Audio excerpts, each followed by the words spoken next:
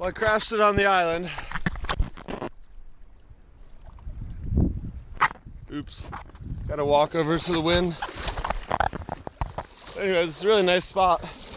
Just gotta watch out for the sharkies and not crash your kite like this. Gotta not cut my feet. I'm worried. Already bleeding on my thumb. And my kite's down. Oh, there's a big shark over there. Big shark lurking. Oh god, sharks circling around here. And I'm sure they're all everywhere, but gotta keep an eye out. Where's he at?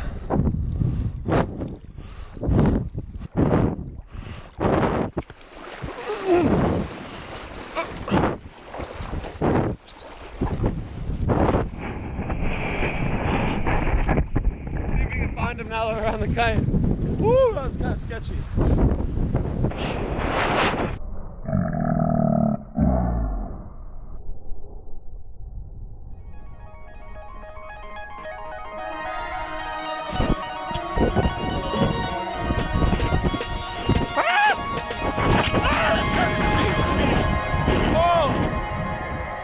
Hey, what's up? This is Blake Olson from Kiteboarding here today to teach you how to relaunch your kite. It's probably the most useful thing I could teach you because everyone needs to get their kite back up. So for me, I've broken it down into 5 steps. I think this one's so important because I get myself into a lot of situations. For instance, Marvin Key, we crashed behind a mangrove island and got a little cut up and tumbled into some rocks. And I was bleeding and had sharks circling around me, and I was blocked by the wind, so I had to get my kite back up. Sharks are amazing. I love all my interactions and experiences with them. It's just they are there and you do see them. So the more times you see them, the more comfortable you get. It's just another thing that makes you feel more comfortable. You can relaunch your kite up. So there's a lot of different tricks that you can do in order to get your kite back up quicker.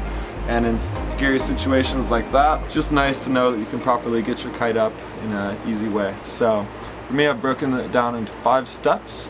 And the first step is to just let go. It's the most important step as you're learning kiteboarding, is that it's easy to just hang on, but if you just let go, let the kite do its thing for a minute and reset itself, it'll be where it needs to be in the wind window when you have the kite all the way out.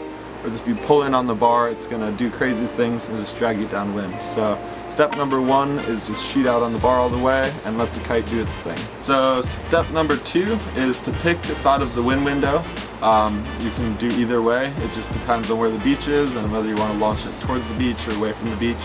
But pick a side of the wind window, so you've let your bar go, the kite's down, it'll start to rock up either way, and then you're going to grab one side of the bar and choose which side you want it to launch on. So step number 3 is you're going to pick which side you're going on, and then you're going to flip the bar over so that making sure red is on the left. That's a big mistake when you're learning, is that you have your bar upside down, you let the kite go, you're pulling on a line but your bar is upside down, so once it gets up, then you grab the wrong side of the bar and you crash it back down. So step number 3 is make sure red is on the left side of the bar. So you flip it over, you choose your side, flip it over, get red on the left. So if I'm launching the kite on this side of the window, red is on the left and I'm pulling red right here. Step number 4 is pulling on the line while you're sheeted out. Sheeting out the kite allows the kite to lift into the sky, whereas sheeting in on the bar keeps the kite down. So if you're trying to relaunch the kite with your kite sheeted in, it's not going to go up very easily unless it's really windy. But if you sheet out, the kite will automatically want to launch into the sky. So pull on the line while it's sheeted out. Another thing for step number 4, while you're pulling on the line, sheeting the kite, is that you want to work the kite to the edge of the wind window, but you want to slowly pump the kite. You don't want to just hold it, because if you hold it too long, it'll flip over and then be sitting in the wind window and shoot up as a hot launch. So you want to kind of pull in and out, letting it work.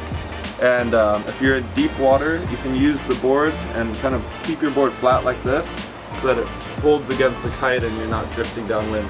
So if you keep your knees to your chest like this while trying to relaunch your kite, that'll kind of stop you from drifting in towards the kite in the water and getting pulled.